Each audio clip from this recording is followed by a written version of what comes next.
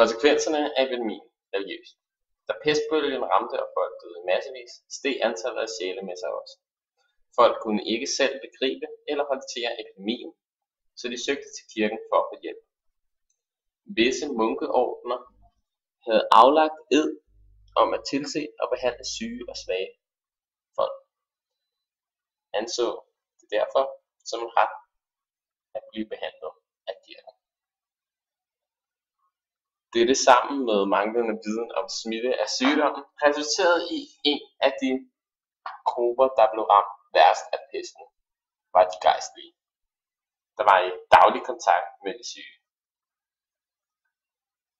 Efter pesten rettede befolkningen anklagen mod kirkens folk.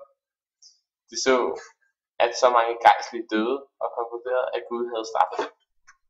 De anklagede kirkens egne folk for ikke selv at leve op til de krav, de stillede, ikke at være de rollemodeller, de burde være, og der skabtes en mistillid til kirken. Som vi kan se på billedet her, er der en gejstlig, der er i kontakt med syge. Pesten dannede altså grobund til en mistillid til den katolske kirke, som i sidste ende førte til reformationen i 1500-tallet.